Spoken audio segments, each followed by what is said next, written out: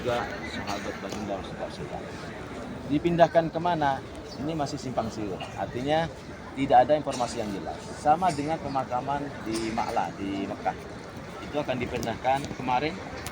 Itu ulama kita Mbah Maimun Syuber itu kan mau dipindahkan rencana.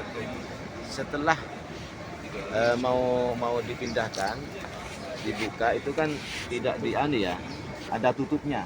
Artinya di atasnya tanah, di bawahnya di bawah tanah coran itu. Kalau dibuka, alhamdulillah beliau itu jasadnya masih utuh. Sama dengan Syekh Nawawi Al-Bantani.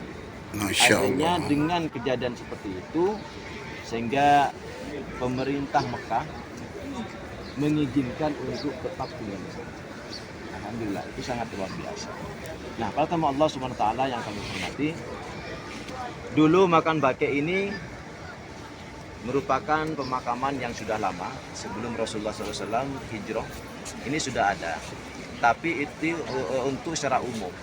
Tapi di saat Rasulullah datang ke sini, lalu Rasulullah mencari sebuah makan hanya khusus untuk orang Islam saja. Rasulullah mencari bersama dengan sahabat, itu tidak mendapat tanah yang bagus. Seperti yang kita ketahui, tanah di sini kan keras ya, bebatuan. Nah, akhirnya malaikat Jibril atas perintah Allah Subhanahu wa taala menyampaikan dan mengarahkan supaya pemakaman inilah, makam baqi inilah, supaya dijadikan makamnya kaum muslimin dan muslimat. Alhamdulillah sampai sekarang di dalam makam baqi ini tidak ada yaitu jenazah yang menyimpan jenazah non Islam, semuanya orang Islam. Apalagi di dalamnya ada para sahabat Rasulullah SAW. Para tamu Allah Subhanahu wa taala, keistimewaan makam baqi ini pertama, ini akan dibangkitkan semua jenazah yang tersimpan di makam baqi ini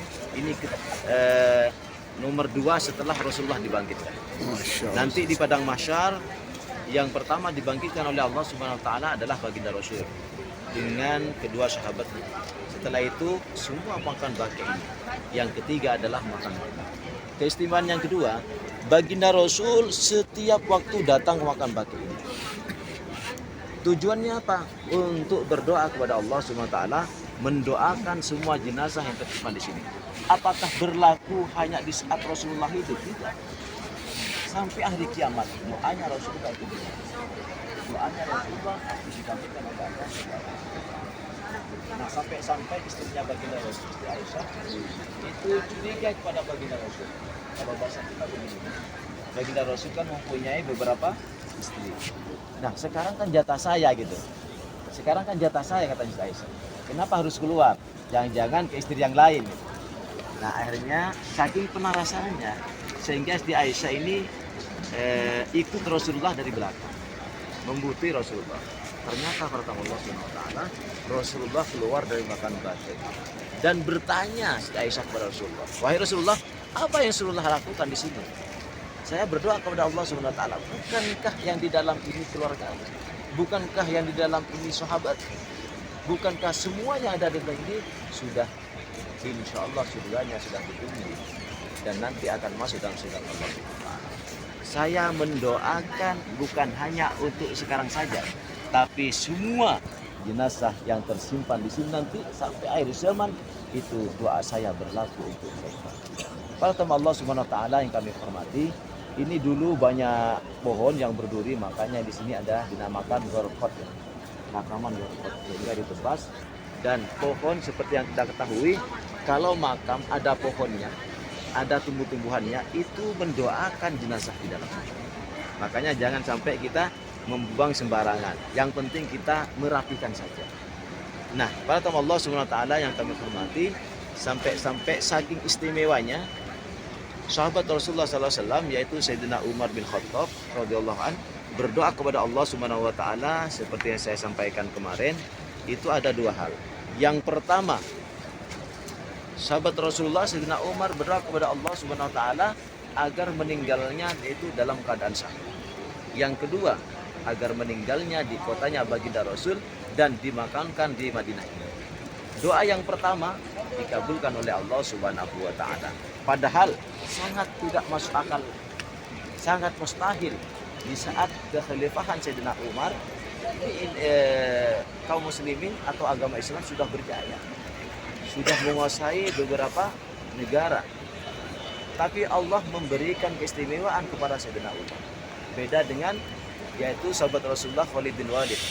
Khalid bin Walid tidak meninggal dalam keadaan syahid, tapi tetap surganya akan menunggu dari Allah Subhanahu wa taala. Para tamu Allah Subhanahu wa taala yang kami hormati, doa yang kedua justru Allah memberikan yang terbaik kepada Sayyidina Umar. Apa itu? Karena Sayyidina Umar jenazahnya tersimpan berdekatan dengan baginda Muhammad Rasulullah sallallahu alaihi wasallam. Allahumma shalli wa sallim alaihi. Para tamu Allah Subhanahu wa taala yang kami hormati, itulah sebelum sejarah terkait dengan pemakaman baki ini, karena kita waktunya banyak persiapan yang perlu kita persiapkan terkait dengan rekor kita. Nah, sebentar lagi kita akan mengucapkan salam kepada semua sahabat Rasulullah dan juga kepada keluarga baginda Rasulullah SAW yang akan dipimpin oleh beliau langsung. Terima kasih. Saya, Assalamualaikum warahmatullahi wabarakatuh. Waalaikumsalam warahmatullahi. Sama kita mengucapkan salam kepada Ahlul Baqi. Bismillahirrahmanirrahim. Bismillahirrahmanirrahim. Allahumma salli ala sayyidina Muhammad Saya di situ nggak apa-apa ya. wa ala ali sayyidina Muhammad. Assalamualaikum Assalamualaikum. ya ahlal diyar Ya. minal mu'minina wal muslimin wa inna insyaallah bikum lalahiqun nas'alullah lana wa lakum al-afiyah. Allahumma ighfir li ahli al-baqiyah. Allahumma ighfir li ahli al-baqiyah al-ghurfah. Allahumma ighfir li ahli al-baqiyah al-ghurfah. عدد خلقك Ada ورضا نفسك warida nafsi وزنة عرشك wa zinata arsi ومداد كلماتك wa midada kalimati. والحمد لله رب العالمين. Alhamdulillah rabbil alamin. الفاتحة. A'udzu billahi.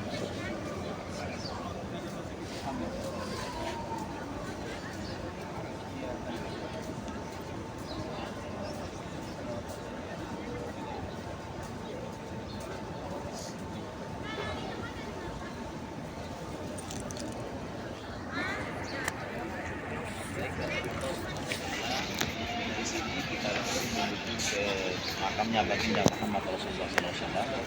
Tentunya kita tidak masuk